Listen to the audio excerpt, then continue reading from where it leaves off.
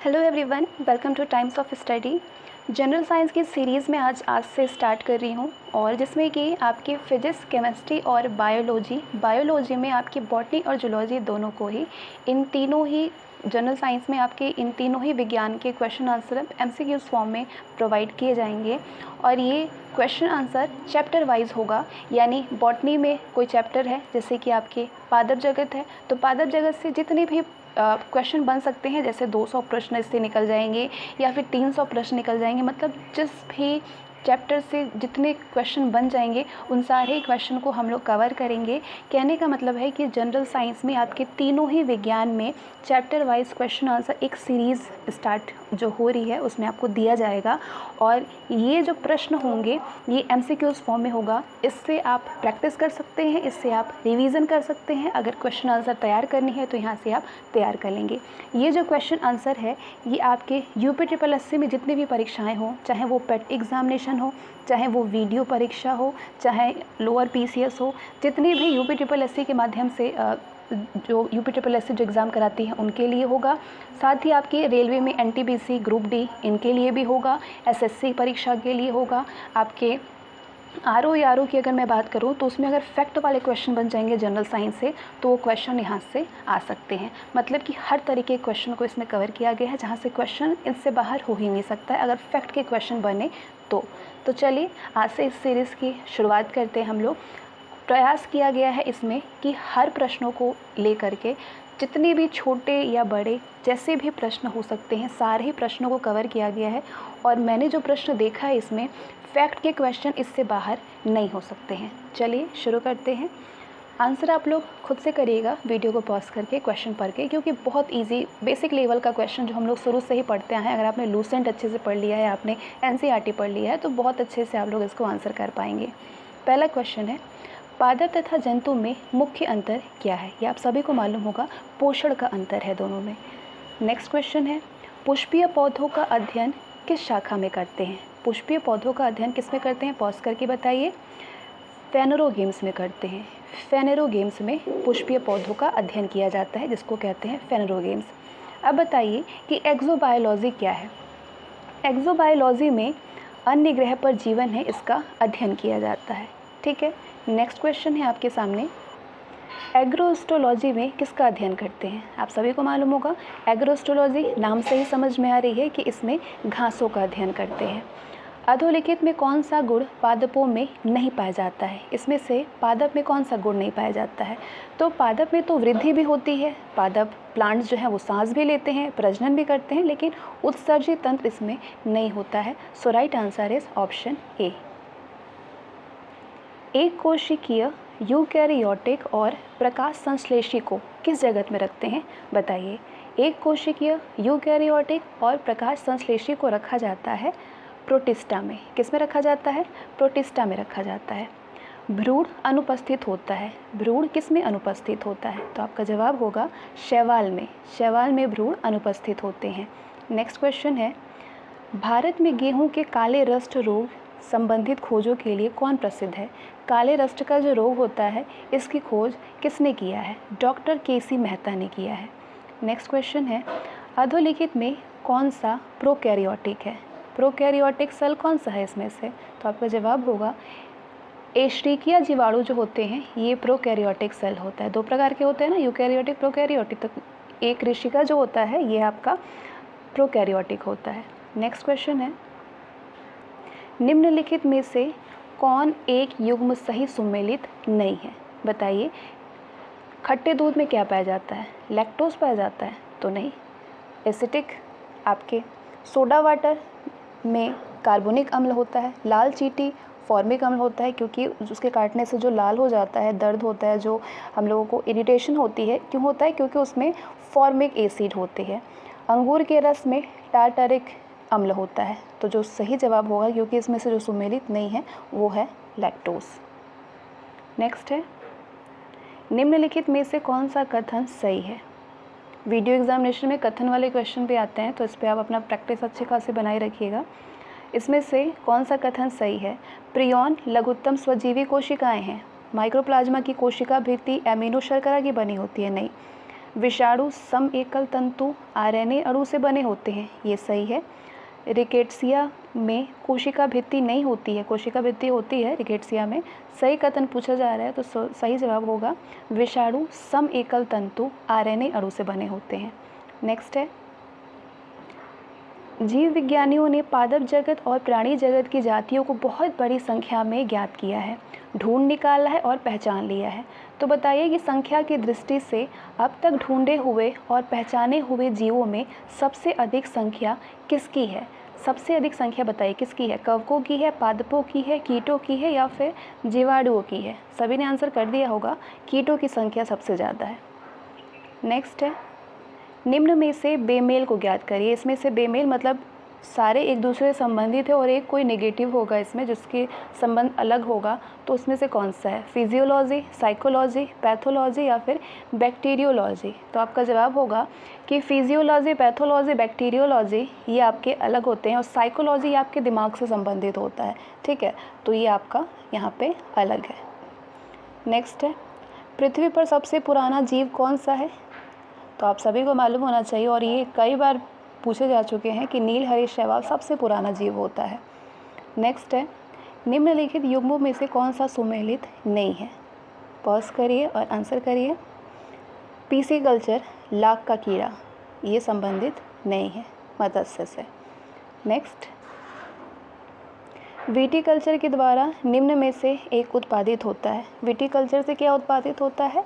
अंगूर। Next, palaeo वनस्पति के अंतर्गत हम लोग किसका अध्ययन करते हैं? पैलियो वनस्पति के अंतर्गत हम लोग शैवाल, जंतु विज्ञान, फफूंदी, इनमें से किसी का भी अध्ययन नहीं किया जाता है। नेक्स्ट है, प्रोकैरियोटिक्स तथा यूकैरियोटिक्स में मुख्य अंतर क्या है? तो इन दोनों में मुख्य अंतर ये है कि इसमें केंद्रक कला अनुपस्थित होते हैं। नेक्स्ट है, डबल हेलिक्स यानी द्विचक्राकार रचना डीएनए का मॉडल प्रस्तुत किया है। किसने प्रस्तुत किया है डीएनए मॉडल? वॉटसन और क्रिक ने। निम्नांकित विषयों में से कौन सा विषय जनसंख्या एवं मानव जाति के महत्वपूर्ण आंकड़ों के अध्ययन से संबंधित है? बताइए। जनसंख्या और मानव जाति के आंकड़ों का अध्ययन किया जाता है, किसमें किया जाता है? जनांकिकी में। जैविक जगत में होने वाले कार्य, गुण व पद्धति के अध्ययन के इस ज्ञान को मशीनी युग में उपयोग करने को क्या कहते हैं? मशीनी युग में उपयोग करने को बायोनिक्स कहते हैं।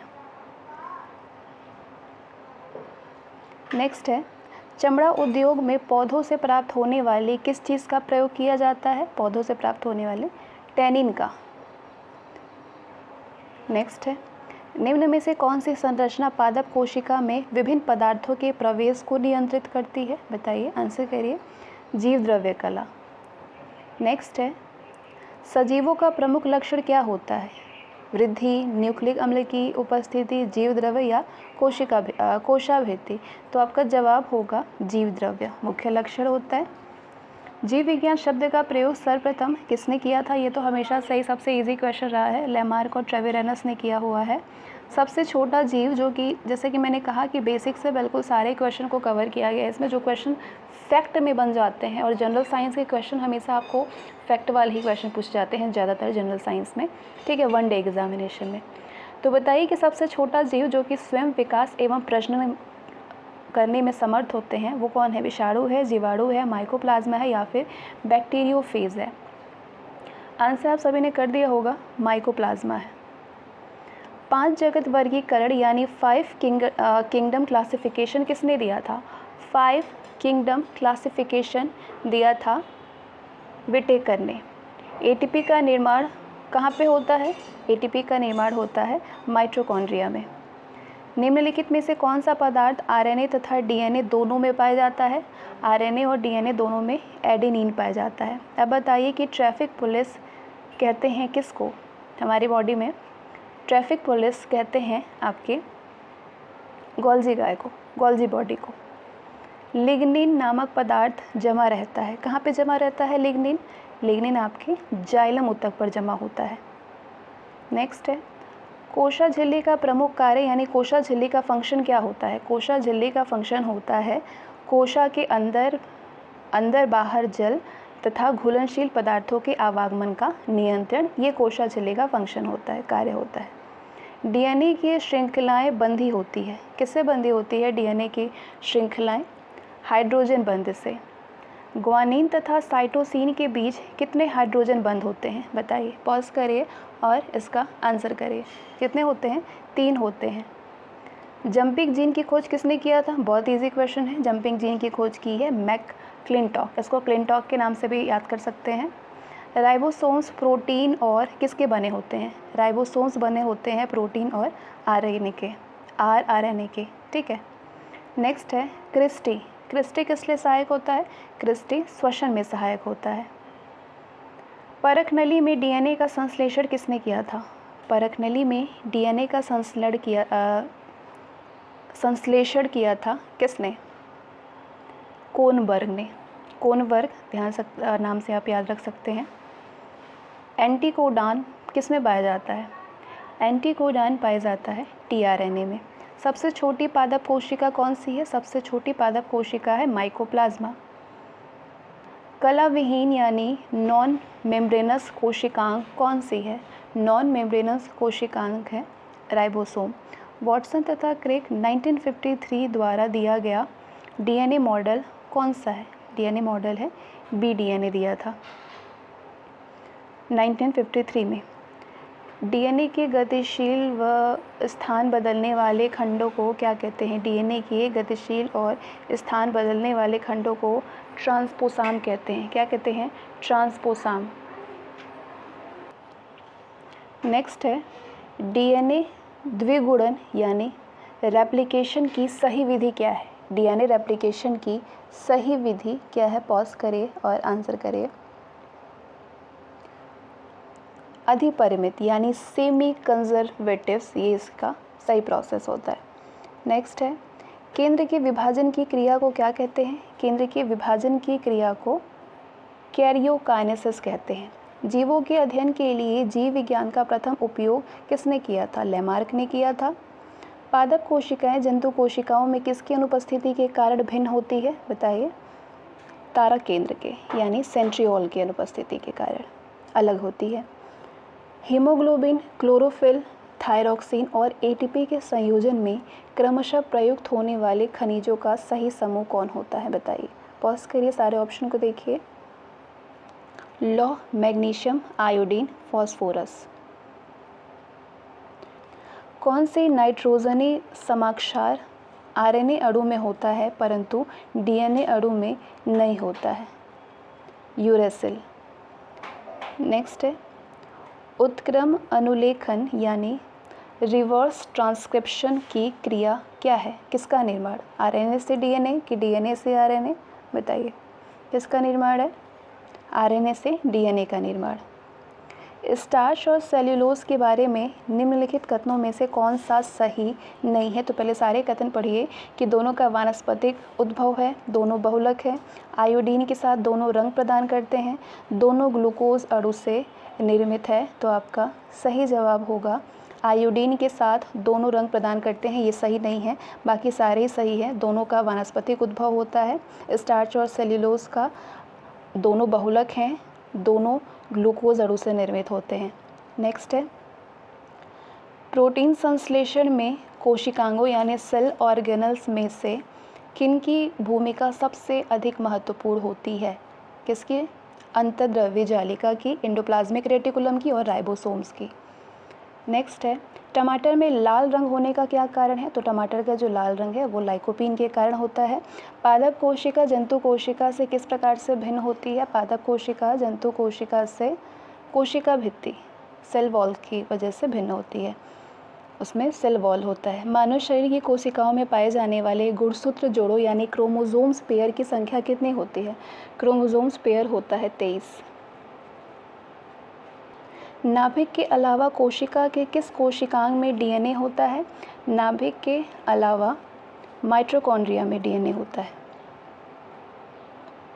साधारण मानव में कितने गुणसूत्र होते हैं? तो साधारण मानव में 46 गुणसूत्र होते हैं। जैव कोशिका का कौन सा भाग पावर हाउस कहलाता है? माइटोकॉन्ड्रिया को पावर हाउस कहते हैं। कुनैन जो कि मलेरिया के इलाज में प्रयोग की जाती है, ये सिनकोना पादप के किस भाग से प्राप्त होती है? छाल से। कपास का प्रमुख घटक कौन सा है? इनमें से प्रोटीन है, वसी अम्ल है, सेल्यूलोज है या फिर ग्लिसरीन है? तो आपका जवाब होगा सेल्यूलोज है। सेब के फल में लाली का क्या कारण है? सेब का जो बाहरी लेयर होता है वो लाल किसकी वजह से होता है? एंथोसाइनिन की वजह से। वनस्पति जगत के गैर हरित विषम पोषित पौधे कौन से होते हैं?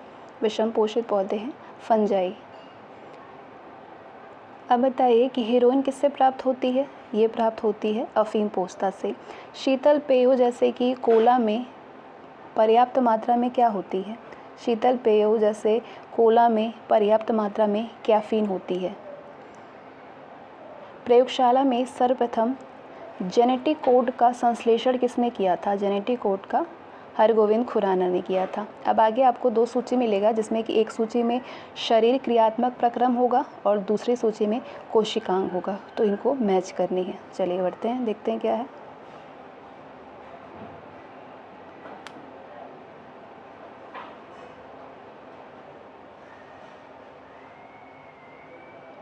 प्रकाश संश्लेषण हरित लवकों से संबंधित है।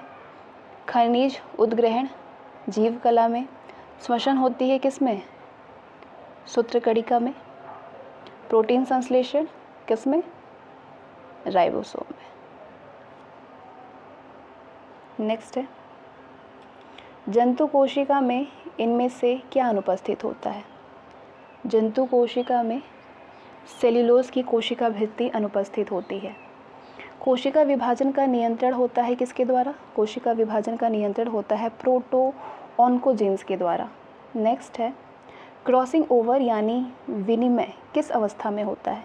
जाइगोटीन में, पैचिटीन में, डिप्लोटीन में या फिर डाइकाइनेसिस में? तो क्रॉसिंग ओवर होता है पैचिटीन में, ध्यान रखिएगा। डीएनए संश्लेषण तथा हिस्टोन कोशा चक्र के किस प्रावस्था में बनते हैं? ये आपके बनते हैं एस स्टेज में जाकर। निम्नलिखित में से कैंसर किस कारण से होता है? कैंसर होता है सूत्री विभाजन को नियंत्रित करने वाली प्रक्रिया जब बंद हो जाती है तब कैंसर हो जाती है। डीएनए पॉलीमरेज एंजाइम किसके संश्लेषण में काम आता है? न्यूक्लियोटाइड से डीएनए में जाने के। नेक्स्ट है, डीएनए अणुओं के संयोजन में कितने प्रकार के नाइट्रोजनी समाक्षार भाग होते हैं? कितने प्रकार के होते हैं ये? 4 प्रकार के। विटेकर ने 5 जगत वर्गीकरण को किस क्रम में वर्गीकृत किया है? कैसे? 5 किंगडम जो क्लासिफिकेशन है वो किस फॉर्म में होता है, किस क्रम में होता है? मोनेरा, प्रोटिस्टा, कवक, प्लांटी और एनिमेलिया पूछता है, ध्यान रखिएगा, इंपॉर्टेंट क्वेश्चन है। मोनेरा, प्रोटिस्टा, कवक, प्लांटी और एनिमेलिया, ये पीसीएस से पूछा जा चुका क्वेश्चन है। नेक्स्ट है, पर्णहरित पाया जाता है किस में पाया जाता है? पर्णहरित हरित लवक के ग्राना में पाया जाता है, क्लोरोफिल। कोशा में कितने प्रकार के आरएनए पाए जाते हैं? कोशा में 3 प्रकार के आरएनए पाए जाते हैं। प्रोकैरियोटिक कोशा में कौन सी संरचना नहीं पाई जाती है? प्रोकैरियोटिक कोशा में कौन सी संरचना इनमें से नहीं पाई जाती है? केंद्रक कला, केंद्रिका या फिर रिक्तिका, कौन सी नहीं पाई जाती है? तो आपका जवाब होगा केंद्रिका नहीं पाई जाती है। बाकी आपके केंद्रक कला और रिक्तिका होते हैं। सॉरी, केंद्रिका भी नहीं पाए जाते हैं, इनमें से कोई भी नहीं पाई जाती है। ठीक, नेक्स्ट, डीएनए बहुलक यानी पॉलीमर्स है, इनमें से कौन सा डीएनए बहुलक है? डीएनए बहुलक है न्यूक्लियोटाइड्स का। किसका? न्यूक्लियोटाइड्स का बहुलक है। राइबोसोम का मुख्य कार्य क्या होता है? राइबोसोम का मुख्य कार्य होता है प्रोटीन का संश्लेषण करना। मेरिस्मेटिक टिश्यू स्थिति के अनुसार होता है, यानी विभज्योतक स्थिति के अनुसार होता है। किस स्थिति के अनुसार होता है? शीर्षस्थ में, अंतर्वेशी, पार्श्वीय, ये सभी के। निम्न उत्तक की कोशिकाओं में से किसमें विभाजन की क्षमता होती है? विभाजन की क्षमता होती है विभज्योतक में। निम्न उत्तक में से इसकी परिपक्व कोशिकाएं मृत होती है। किसकी? दृढ़ोत्तक रेशों में। पौधों में भोज्य पदार्थ संचित होते हैं, पौधों में मृदुतक में संचित होते हैं। नेक्स्ट है, लंबी शकरी मोटी भित्ति वाली दोनों सिरों पर नुकीली मृत कोशिकाएं क्या कहलाती हैं? ये आपकी दृढ़ोत्तक कहलाती हैं। नेक्स्ट क्वेश्चन है, चालनी नलिकाएं तथा सह कोशिकाएं किस में पाई जाती हैं? चालनी नलिकाएं और सह कोशिकाएं पाई जाती हैं फ्लोएम में। वाहिनिकाएं यानी ट्रैचेट्स तथा वाहिकाएं यानी वेसल्स किस में पाया जाता है? ये आपके जाइलम में पाया जाता है। लंबाई में वृद्धि किसके द्वारा होती है? लंबाई में वृद्धि होती है शीर्षस्थ विभज्योतक में। ध्यान रखिएगा, एपिकल मेरिस्टेम से हमारी लंबाई जो है उसमें वृद्धि होती है। सनहैम्स रेशे यानी सनहैम्प जूट किससे प्राप्त किए जाते हैं? ये जूट प्राप्त किए जाते हैं फ्लोएम से, पोषवाह से। नेक्स्ट है, नोस्कापीन किससे प्राप्त होता है? नोस्कापीन प्राप्त होता है पॉपी से, जिसको हिंदी में पोस्ता कहते हैं। नेक्स्ट है, निम्नलिखित कार्बनिक पदार्थों में से कौन सा प्रकृति में सर्वाधिक प्रचुरता में पाया जाता है? बताइए। सेलुलोज पाया जाता है, सुक्रोज, फ्रक्टोज या ग्लूकोज? बहुत ईजी है, सेलुलोज पाई जाती है सर्वाधिक प्रचुरता में। तो ये हम लोगों ने बायोलॉजी के फर्स्ट पार्ट को कवर किया हुआ है। फर्स्ट चैप्टर है आपका जीवोत्पत्ति एवं कोशिका विज्ञान। जीवोत्पत्ति एवं कोशिका विज्ञान से टोटल 19 क्वेश्चन बन रहे थे, जो कि इसमें कवर किया गया है। और ये 90 क्वेश्चन के अलावा बाहर इसमें से इस चैप्टर से कोई क्वेश्चन नहीं हो सकता है। तो ये सभी परीक्षाओं के लिए बहुत ज़्यादा यूज़फुल है। आगे ऐसे ही सीरीज़ चलते रहेंगे और पूरे जनरल साइंस को कवर किया जाएगा। आज के लिए बस इतना ही, मिलते हैं नेक्स्ट सेशन में। Bye, thank you so much.